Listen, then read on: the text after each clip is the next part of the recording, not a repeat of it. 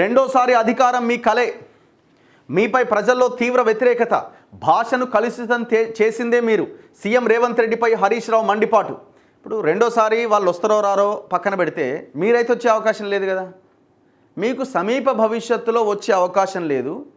ఎంతో కొంత క్రెడిబిలిటీ కొంచెం కష్టపడతాడు అనుకున్న హరీష్ రావు ఇంకా మీరు అదే పార్టీలో ఉండి వాళ్ళతోనే అంటగాగితే మీ మామని భుజాలకెత్తుకొని మీ బామ్మాడిని భుజాలకెత్తుకొని నడిస్తే మీరు ఎటు కాకుండా పోయే అవకాశం ఉంది, గుర్తుపెట్టుకోండి.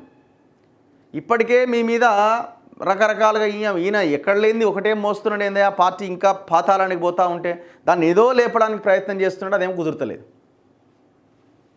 రెండోసారి కాంగ్రెస్ అధికారంలోకి వస్తుందో రాదో తర్వాత విషయం, కానీ మీరైతే వచ్చే అవకాశం లేదు కదా. అసలు మీ స్థానం ఎక్కడ ఉంటుందో చెప్పండి.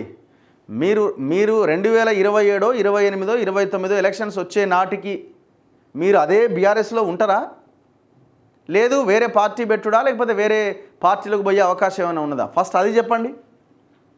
రెండోసారి అధికారంలోకి వస్తాం, మళ్ళీ నేనే సీఎం అని చెబుతున్నారు. అది మీ కలే.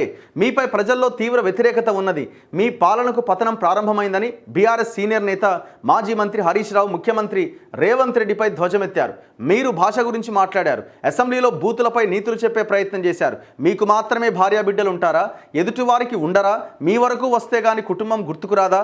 గతంలో కేసీఆర్ని ఉద్దేశించి కాల్చి పడేయాలని మాట్లాడారు. మీరు ప్రగతి భవన్ని పేల్చేయాలి అన్నారు. దాదాపు 2 గంటలేమో మాట్లాడినట్టున్నాడు ప్రెస్ మీట్. నిన్నేదో ఎక్కడో చూసినా.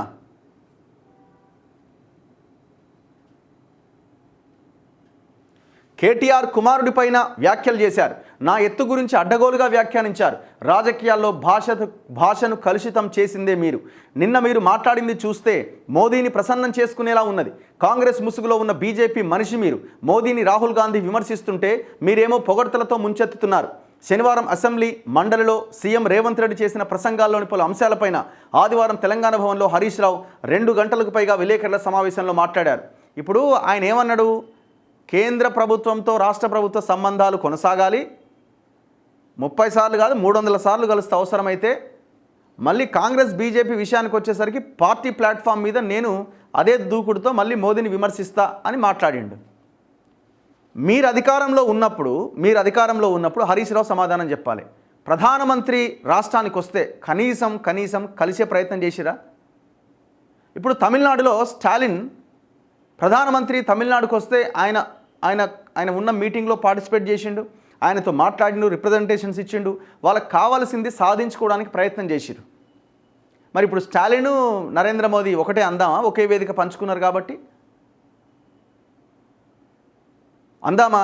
మీరు కనీసం అసలు రాష్ట్రానికి ఇది కావాలని అడిగినోడే లేడు కదా మీ 10 ఏళ్ల కాలంలో.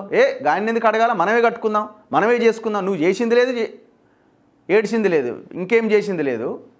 వచ్చే నిధులను కూడా నువ్వు దారి మళ్ళిచ్చినావు, కొన్ని వెనక్కి వెళ్ళిపోయినాయి.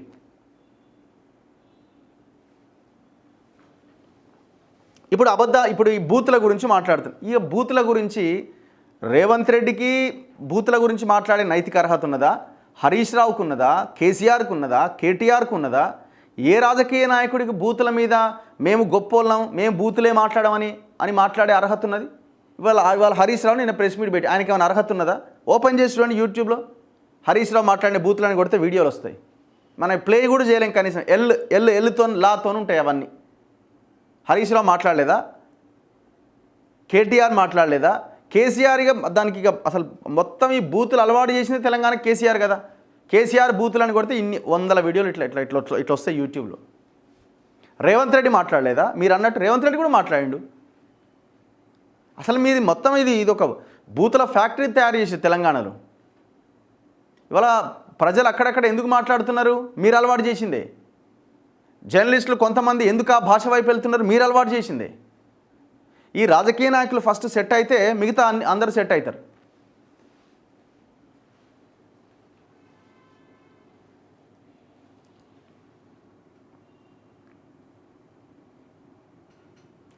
$2 లక్షల రుణమాఫీ చేస్తామని చెప్పి 15 నెలలు గడుస్తున్నా ఎందుకు చేయలేదు? మీరు రుణమాఫీ గురించి మీకు మాట్లాడే అర్హత లేదు బాస్. ఎందుకంటే మీరు ₹1,00,000 రుణమాఫీ చేస్తామని 2014 నుంచి 18 దాకా జనాన్ని నాగం చేశారు. 18 నుంచి 2023 దాకా మళ్ళీ అట్లాగని చేశారు జనాన్ని. పాపం వాళ్ళంతా ఇవాళ 2 లక్షలు దాటి ఉన్నారు. ఆ 2 లక్షలు దాటిన వాళ్ళకి రేవంత్ రెడ్డి చేస్తాడు, పైన ఉన్నది కడితే మిగతాది చేస్తాను. పాపం ఈయన కూడా చేయలే.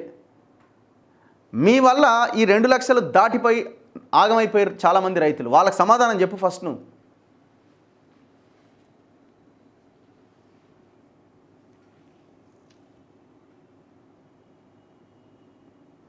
ఎంత పచ్చి అబద్ధాలు మాట్లాడినంటే నిన్న కృష్ణా నీటిని తరలించుకుంటూ పోతే మీరేం చేస్తారని మాట్లాడుతున్నాడు. అసలు కృష్ణా నీటి విషయంలో ఢిల్లీకి పోయి ఈ కేసీఆర్ హరీష్ రావు కలిసి 299 టీఎంసీలు మాకు ఓకే అని సంతకం పెట్టొచ్చింది వాస్తవం కాదా?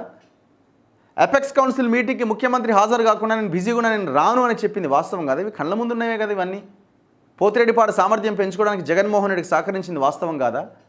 రాయలసీమ లిఫ్ట్ కట్టుకోవడానికి కేసీఆర్ ఉపయోగపడి ప్రగతి భవన్లోనే దానికి ప్రణాళిక గీసి మెగా కృష్ణారెడ్డికి ఆ ప్రాజెక్ట్ని చెప్పింది వాస్తవం కాదా? ఇవన్నీ ఓపెన్ సీక్రెట్సే కదా. ఇంకా వీళ్ళు వచ్చిన తర్వాత లిఫ్ట్ ఆగిపోయింది. అట్లీస్ట్ ఇప్పుడు దాని మీద పర్యావరణ అనుమతులు లేవని చెప్పి అది ఆగింది. అది ఆగుతుందా ముందుకెళ్తుందా చూడాలి.